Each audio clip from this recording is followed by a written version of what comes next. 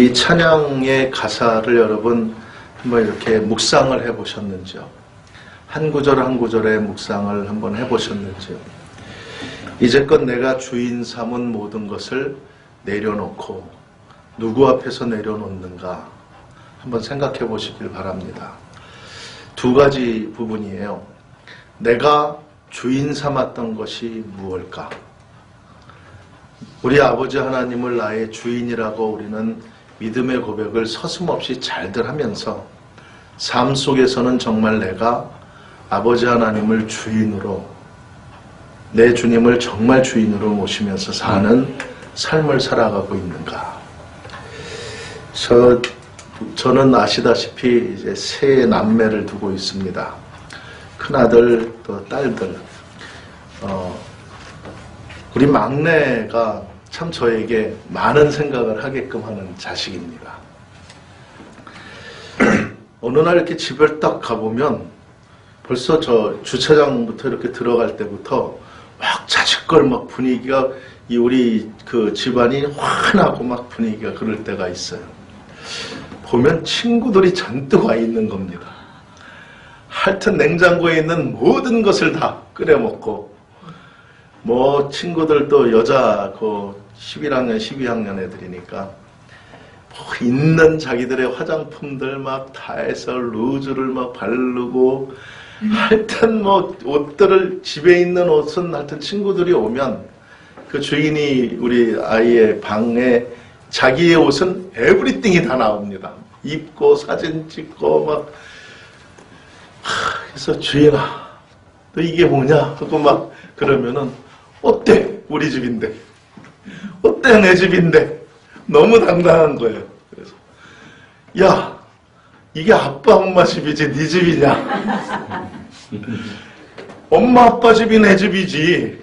그렇게 당당한 거예요. 이게 내 집인데 내가 내 집에서. 걔의 그 모습을 보면서 하나님 앞에서 이렇게 살아야겠구나. 내 아버지의 자녀로서의 이 내 주님이 주신 이 자녀의 특권을 이렇게 누리면서 사는 게 믿음 생활이구나 하는 생각을 가졌습니다. 너무 쫄면서 살지 말고, 너무 하나님 앞에 무슨 머슴처럼 살지 말고 자녀처럼 정말 당당하게 그렇게 딱 하는데, 오늘 아까 총무님이 선포를 하셨어요. 그쪽 랜드로드는 상관하지도 않고, 계약도 아직 이뤄놓고, 뭐, 내일 어플리케이션 뭐 될지 안 될지도 모르는데, 그냥 4월 1일 이주합니다. 선포하는 딱 그 선포를 제가 듣는데, 아, 저게 자녀의 권세다. 이게 자녀의, 무모한 게 아니라 자녀의 권세를 순간 얻으신 거예요. 아멘. 아멘. 우리가 그 자녀의 권세가 더 있어야 돼요. 자녀의 권세. 그래서 오늘 말씀 속에서 우리 아버지 하나님 앞에 우리가 어떻게 자녀의 권세를 가질 수 있을까? 그것이 오늘 찬양에 나오는 거예요. 내가 주인 삼았던 것, 지금까지 내가 하나님이 나의 주인이라고 하면서도 내가 주인 삼은 다른 것이 있었다면, 하나님 앞에 과감하게 내려놓을 때, 하나님이 내 주인, 내 아버지시니까 그 아버지 앞에 다 내려놓는 거예요. 다 내려놓고 그 아버지, 나의 주인이 주시는 것, 내 주인의 것으로 살면 사실은 더 풍족하게 사는 것 아니겠어요? 저희 아내와 제가 결혼한 지가 이제 벌써 27년 됐습니다. 근데 그 결혼 전에 저희가 이제 연애 생활, 연애하고 뭐 하는 걸 하면은 더 오랜 시간, 뭐 같은 교회에서부터 성장하면서 15살, 16살 때부터 이렇게 보면서 자랐던 친구지요, 친구. 그런 친구로서 아내가 이렇게 지내는데, 제가 그 여인을 내 아내다, 아니 나의 이제 이 짝이다, 이 사람과 결혼해야겠다고 이렇게 생각했던 결정적인 동기가 하나 있었습니다. 그것은 그 사람은 아무것도 아니라고 생각할지 모르는데 저는 너무나 소중했었던 그런 체험이었습니다. 어느 날인가 이렇게 데이트를 하고 막 하는데 무엇을 이렇게 사고 또 뭐 어디를 이렇게 놀이공원 같은 데 이렇게 보고 하는데 자기의 지갑을 저한테 다 맡기는 거예요. 자기의 지갑을 딱 맡기면서 저한테 이것으로 오늘 쓰자. 그리고 좀 맡아달라. 근데 마침 이제 막 이제 놀이도 하고 이렇게 뭐 좀 동작이 좀 그날 활발하게 놀려고 뭐 핸드백이나 이런 것들을 안 갖고 손에 이렇게 들고 있으니까 그랬지만 지갑을 전체를 딱 맡기는 순간에 제가 다 나를 의지하고 맡기는 느낌이 드는 거예요. 그래서 굉장히 그게 저한테는 좋은 마음이 들었어요. 하나님을 생각해 봤습니다. 하나님께 지금 우리가 갖고 있는 우리의 지갑을 정말 하나님께 다 내어드릴 수 있다면 우리는 이 세상 모든 것, 하늘의 해와 달과 별, 이 세상의 모든 자연 만물 다 하나님의 것입니다. 그렇게 외치잖아요. 근데 그건 괜찮은 거더라고요. 그건 뭐 하나님의 것이 돼도 나랑은 상관없잖아요. 내 거가 아니니까. 하나님의 것입니다 하는데 정말 내가 중요하게 생각하고 하는 그게 뭘까 보니까 저는 지갑이더라고요. 지갑. 이 지갑이 저의 삶의 근간이 되는 것을 어느 순간에 느꼈어요.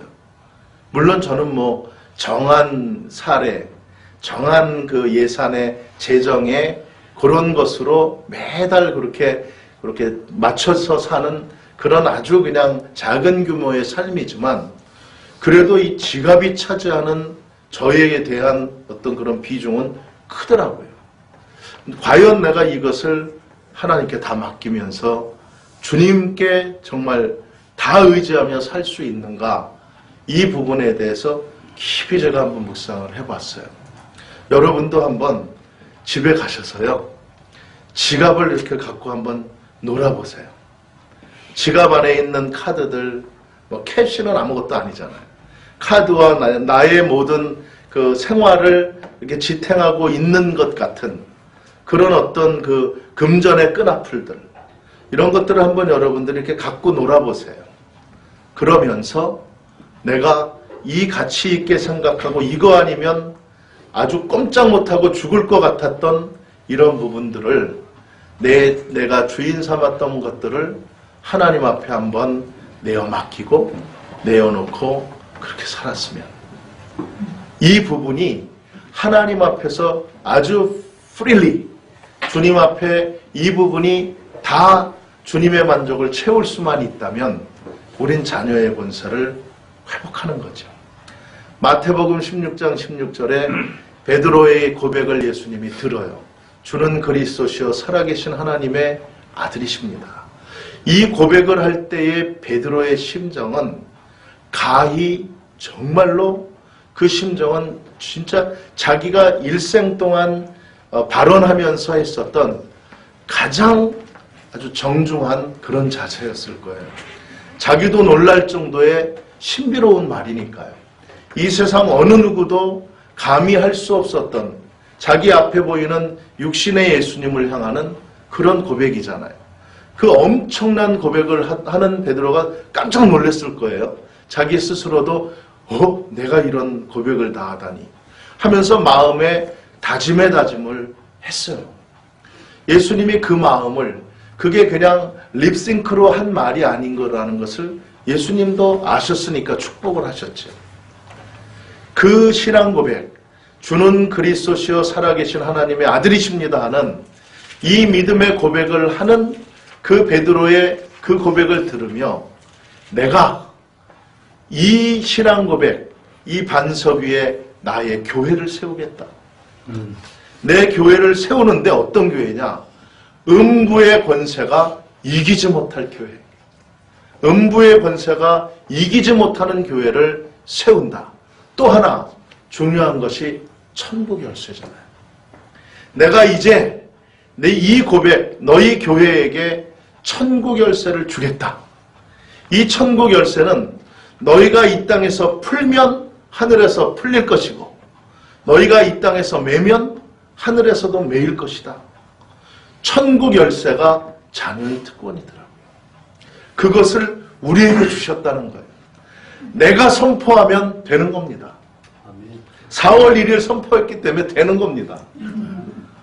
내가 풀면 하늘에서 풀린다고 그 말씀에 의지하여 자녀가 내가 내 집에서 내가 그렇게 놀고 뭐 무슨 아우성을 치건 뭐 하던 내 집에서 내가 즐기고 누리는데 그게 뭐가 잘못됐나? 이 당당한 자녀의 삶을 우리가 가져야 돼요.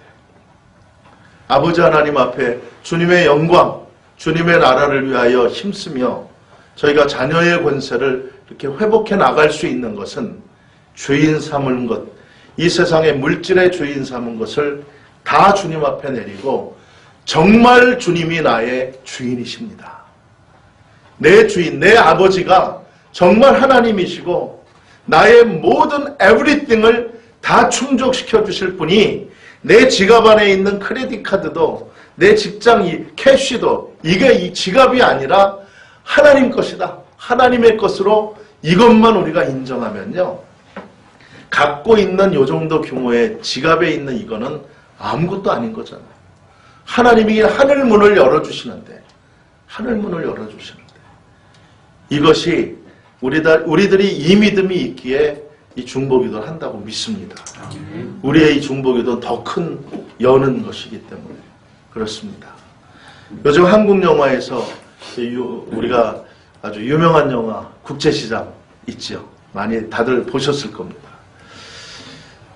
저도 봤습니다. 국제시장을 봤습니다.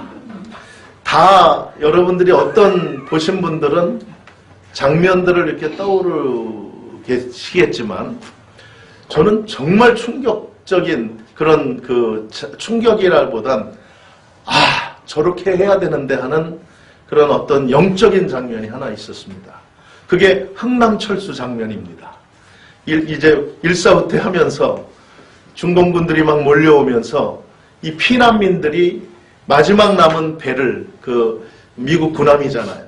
거기에 그냥 그물을 쳐가지고 그 위로 막 올라가는 어떻게든 막 가족이 헤어지고 아이는 막 떨어지고 그래서 막 뿔뿔이 흩어지는 과정에서도 이 사람들이 그냥 수만의 사람들이 거기만 향하여 그 배 하나에 몇천 명 타는 그 배에 오르려고 그냥 사람들이 그렇게 몰려서 아비다툼을 하잖아요. 야, 아버지께 가는, 천국 가는 그 노력을 저렇게 했으면 좋겠다. 우리가 정말 주님을 향해 가는, 주님을 위해서 사는 삶을 저렇게 해야 되는데, 사실은 그 배 타는 것보다 천국 가려고 노력해야 하는 우리들의 안간힘이 그 이상이지 않습니까? 더 막 해야 되잖아요. 그것이 천국 가는 길인데 이 천국 가는 길을 그렇게 가야 되는 건데 막 그런 생각이 들었어요. 그래서 진짜 저 일사후퇴 때 저 배를 못탄 사람들도 물론 많은 어려움이 있었겠지만 저거 타는 것보다 비교도 안 될 정도로 이 주님의 구원의 배를 타야 되는데 예수 그리스도의 배를 타는 이 세상, 이렇게 우리가 그 주님의 우리의 주인을 생각해야 하는 그런 마음을 이렇게 가졌었어요. 그래서 옆에 제 아내에게 그만 이렇게 그 깨달음이잖아요. 깨달음 얘기하려고 그러다가 조용히 하라고. 감상하고 눈물을 흘리며 감상하고 있는데 산통 깨지 말라고. 그래가지고 그 은혜를 저만 그냥 깨닫고 말았어요. 그래서 참 그런 장면이 생각났어요. 말씀에 자기 땅에 오매 이 세상의 빛으로 참 빛으로 오신 이가 이 세상으로 오셨다라는 말을 써요. 저는 이 구절을 보면서 예수님이 선교하러 오셨구나. 예수님이 선교사로 오신 거 아니에요. 선교사로. 오셨다라는 표현. 자기 땅에 그것도 자기 땅에 자기가 창조하신 땅에 오신 거예요. 저 하늘나라에서 예수님이 우리의 구원이라는, 우리를 구원시키려고 하는 그 예수님의 비전을 갖고 이 땅으로 찾아오셨다. 참 먼 길을, 먼 거리를, 불가능의 길을 예수님이 선교사로 오셨구나. 그런 의미, 그런 마음이 들었어요.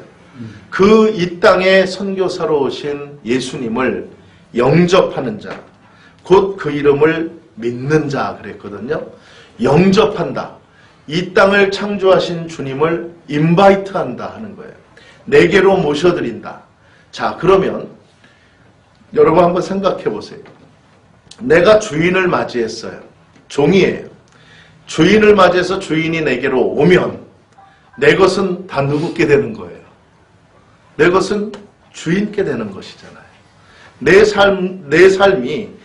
삶이 주님을 영접했다면 주인이신 주님의 것이 되어지는 게 마땅하다고 믿습니다. 바로 이 부분이에요. 예수님을 영접했다라는 것은 내가 그분의 소유가 되었다는 것. 주인을 주님으로 인정했다라는 것이거든요. 그러므로 내가 믿어요, 예수님 믿어요 하는 우리들의 언어만으로는 안 되는 거예요. 우리들의 삶이 그분을 나의 삶의 진정한 주인으로 내 삶이 살아들여야 그때 비로소 나타나는 권세가 하나님의 자녀가 되는 권세. 그땐 큰 소리 칠 수 있는 거예요. 세상의 것이 다 내 것인 거예요. 아멘. 아멘. 그때 내가 정말 내 삶에서 하나님이 나의 주인, 예수 그리스도가 내 주인이시고 내 모든 소유, 이것은 다 주인의 것이라는 것을 인정하고 그 주인의 마음대로 살아드리는 것. 주인이 원하시는 대로 살아나가는 그 삶이 내가 되어지면 그때 우리가 누리는 게 자녀의 권세예요. 그때 누리는 게. 이 권세를 회복해야 우리는 이기는 거죠. 기도에도 승리하고. 오늘 이 부분을 우리가 다시 한번 잡아보길 축복합니다. 그래서 내 삶을 한번 진짜 내가 아직도 주인으로 살고 있는, 우리 주님이 주인이어야 되는데 아직도 주인으로 내가 갖고 있는 것이 없는가. 저 목사잖아요. 항상 우리 교회에서도 요즘 제가 말씀 전하면서 교만, 이 소유 이런 것에 대해서 많이 교우들에게 설명을 합니다. 그러면서 정말 우리가 조심해야 된다. 그래서 요즘은 저희 이제 재정부를 제가 아마 훈련을 시켜요.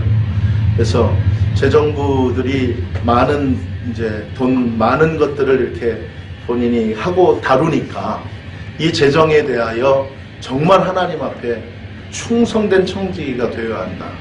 이거 발행하고 막 주고 전할 때 당신이 주인이 되지 않게, 마치 당신의 것을 막 사람들에게 주고 하는 것처럼 하지 말고 항상 하나님의 심부름꾼으로 재정부는 해야지 자기 것 같이 막 휘둘렀다가는 주인이 되는 것이다. 그 주인의 자리에 앉지 말라. 굉장히 많이 이야기를 하면서 그렇게 해요. 그 천국 비유, 이거는 성경 얘기가 아닌데 저는 그 얘기를 들으면서 굉장히 이렇게 쇼킹했어요. 어떤 거냐면 천국 시리즈, 목사와 장로와 집사가 천국에 갔어요. 갔는데 주님이 앉아 계신 거예요. 주님이 딱 앉아 계시는데 먼저 집사가 이렇게 탁 들어갔어요. 주님이 버선발로 달려서 확 달려오시더니 탁 껴안아 주는 거예요. 정말 사라 집사 잘 왔다. 어떻게 이렇게 종들을 잘 섬기나. 그러면서 축복하면서 막 이렇게 하셨어요. 그래서 옆에 이제 장로 목사는 그걸 보면서 집사를 저 정도로 했는데, 그래서 장로를 탁 갔는데 장로를 탁 보는데 주님이 그때는 자리에선 일어섰는데 오지는 않는 거예요. 그래서 그냥 잘 왔다고 그렇게만 해요. 아니 왜 집사는 그렇게 하고 저는 그렇게 일어서서만 하십니까? 했더니 이유가 있다는 거예요. 이유가 있어서. 이유가 왜 그러냐면 뒤에 있는 목사 때문에 그런 거예요. 그래서 이 목사가 이제 뒤에 딱 들어오는 걸 보고 주님이 일어서지도 않고 앉아서 잘했다고 시큰둥하게 얘기를 하는 거예요. 왜 이렇게 일어서지도 않냐 했더니 내가 일어서면 저 목사가 내 자리 차지할까 봐. 저 목사가 내 자리 차지할까 봐 못 가겠다고. 하도 목사가 이 세상에서 주인 노릇을 해가지고 아마 목사님들이 목사를 보고 누가 그걸 만들어낸 이야기인지 몰라도 그 이야기를 전 듣는데요. 샤킹했어요. 맞거든요. 제가 주님의 자리에 앉으려고 할 때가 얼마나 많았는지 몰라요. 제가 교회에서도 내가 주인된 자리같이 행사하려고 했던 이 목회자의 그런 태도, 삶이 있었구나 하는 그런 게 막 들면서 정말 내 주인 삶은 거 내려놔야 되는데 정말 주님이 앉으실 자리에 내가 거기에 딱 일어서신 순간에 딱 앉아서 주님의 자리를 차지하려고 했던 적은 없는가. 이 부분을 날마다 묵상하고 우리가 이 부분을 스트럭을하고 그러면서 나의 주인은 하나님이십니다. 아멘. 이 선포하며 삶을 정말 하나님이 주인된 삶으로 바꾸어내는 그 결단과 용기가 되어졌을 때 오늘 말씀 하나님의 자녀의 권세를 얻는 것이에요. 아멘. 이 축복의 주인공이 모두가 되시기를 주의 이름으로 축원합니다.